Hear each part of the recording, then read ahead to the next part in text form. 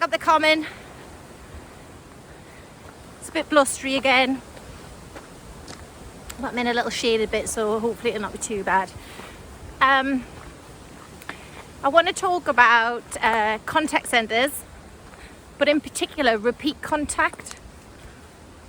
If you work in a contact centre and you're within management, well, even lower management, you'll know all about repeat contact.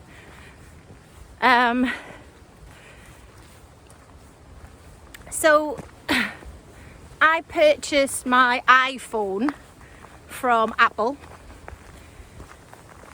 about, I don't know, 3 months ago, something like that. And I paid for it monthly, and it's through a particular finance company, bank. If you've got an iPhone, you'll know who it is. Now, what happened was, I had an iPhone previous to this where the contract had obviously ended, and I was going through my direct debits, doing a clear out, and I wanted to delete the old direct debit because the new one was going to start. And not that I'm saying, you know, these banks are dodgy, but sometimes they take out direct debits when they should have stopped, so I like to cancel them at my end. Anyway, went on to the bank, deleted the direct debit, and then immediately realised that I deleted the new direct debit and not the old one. A slightly different cost. Sorry, I'm just a bit lost. So I went on to my emails. I found the original agreement number from this business. I rang them straight away and I said, listen, I've cancelled the wrong direct debit. It was meant to be for the old agreement. Can you reinstate the direct debit? Because the payment's actually due in a couple of days. So she said, yes, no problem, I'll check your account. Gave her the account number. She got up on the system and she said that it was because it was due within sort of 2-3 days that she couldn't reinstate it quick enough for the payment, which I totally get and understand because I've worked in these industries before, so that's absolutely fine. You know, it was my fault at the end of the day. So she said, if you make the payment now with your debit card, then I'll set up a new direct debit, which will obviously start the following month. Fine. Made the payment. She set up the new direct debit. She said, is there any particular day you want it to come out on? I said, well, actually, just get it for the 1st. I like everything to come out the same day.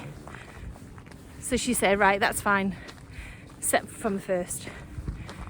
Then I got an email, I think it was the next day, I can't quite remember, confirming the payment date was now the 1st. The first payment will be taken on the 1st of August. Great. Forgot about it, got on with life.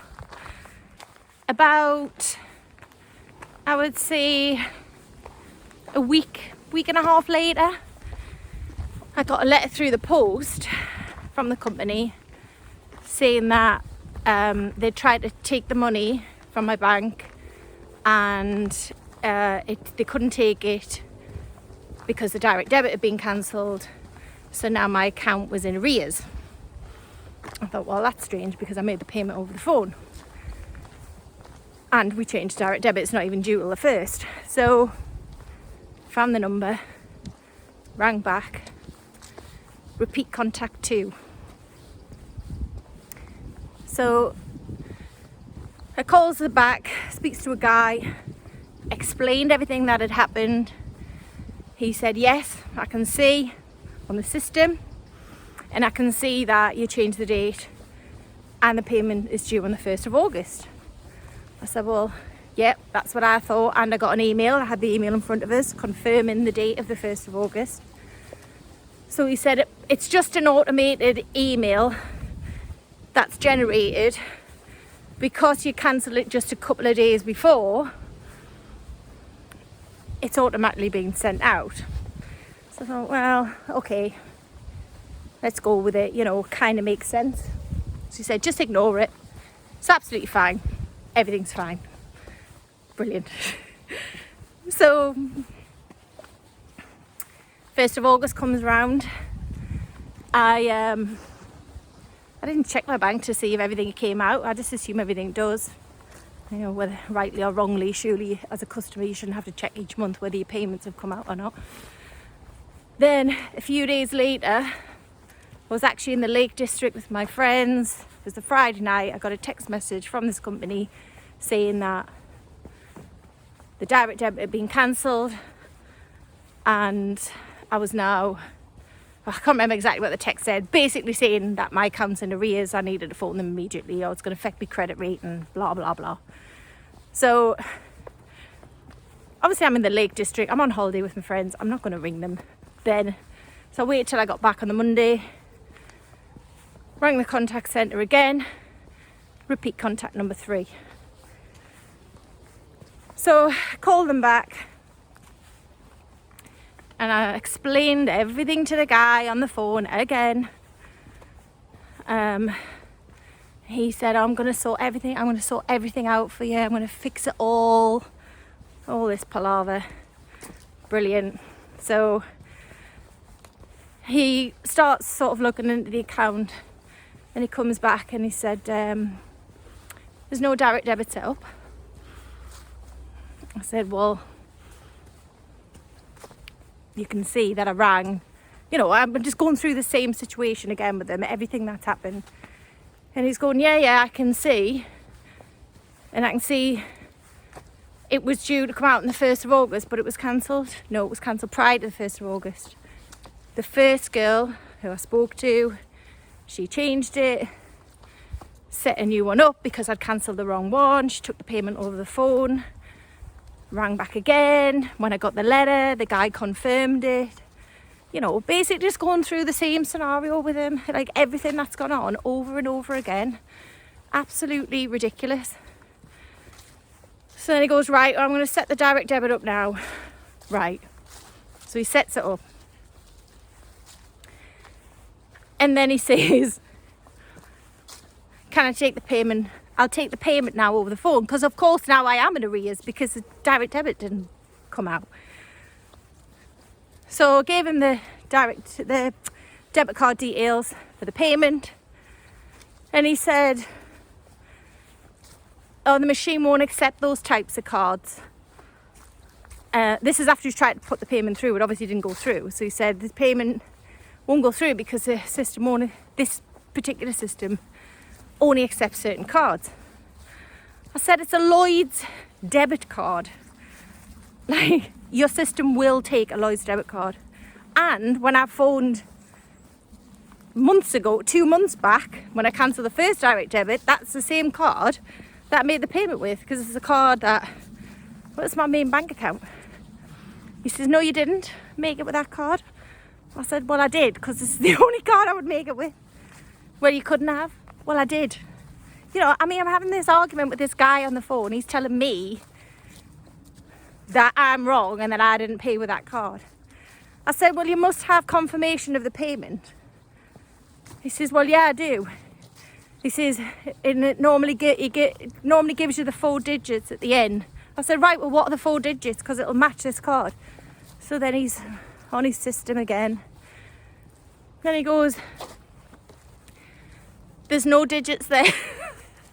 I says, what do you mean? He says, well, it hasn't saved. I'm like, right, well, is that because she hasn't saved it or the system hasn't saved it? Well, I don't know. I said, right. I went, well, it's by the by, this is the card. He said, you'll have to ring and do it through the IVR. I said, well, why? He said, well, the IVR takes different cards. Absolute joke. He went, and then he had the cheek to say, are you experiencing financial difficulties? Excuse me? No, I'm not. I'm not. I've told you the reason I'm ringing. I'm ringing again for the 3rd time, albeit the first time was my fault. This is the 2nd time now, though this is your fault, that I'm calling and you're asking me if I'm in financial difficulties. Anyway, I'm just going on a rant now because I was livid by it. Anyway, apologise for that. And then he starts asking me, have you got any other products with said company? I says, what on earth has that got to do with anything? He's obviously trying to pitch to try and sell me something, I assume. So I said, look, don't start asking us random questions and going off a script that you've got. Just tell me, have you set up the direct debit? Yes, right. Are you telling me I have to call back and go through the IVR to make the payment? Yes. I'm actually lost, so sorry. So I said, right, okay. I went, in the meantime, put me through the complaints department because I want to make a complaint, or give me the complaints email. He said, I'll put you through. I thought, that's a bit odd because you don't normally get put through the complaints department. It's a bit strange. So I said, all right, let's put us through then. So he said, I'm going to transfer the call now. Transfers the call, and of course what he's done is put me through to customer services. Now I'm in a queue. Right, customer services aren't a complaints department. You might call them a complaints department in your company, but they're not, okay? When I want to talk to a complaints department, I want to actually talk to somebody in some sort of senior position who will listen to what I'm saying, recognise how bad the service is, and do something about it. So after about 20 minutes on hold, by the way, and that's not including the time I was on the call to him, I then hung up the phone. So I thought, I've had enough, I'm just going to send an email and find the complaints email online, which I did. And then I called back to the IVR and made the payment over the phone, which went through no problem, obviously. And then my assumption is he typed in the wrong digit and maybe just didn't want to ask me for the details again, because I was obviously a little bit tetchy as it was. And then I actually went back and checked the bank account from when I did make that payment in the first contact, just for my own sanity. And it had come out of that account. I had used that debit card. So there's two main benefits to looking into repeat contact. The major one being call waiting times. If you fix the problem on the first contact, you're going to reduce the amount of contacts you have. Can't actually get through the gate. I'm through the gate. Right. Where was I? Okay. Now, if you fix repeat contact, well, there's many benefits. So, call waiting times will reduce because you're not having the same people calling you back every other day. You're just going to have your new customers.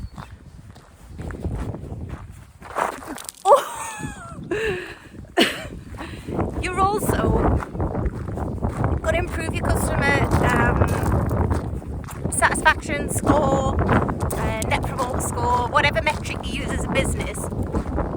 It's going to increase because everyone's going to be so happy that they've only had to contact you once to get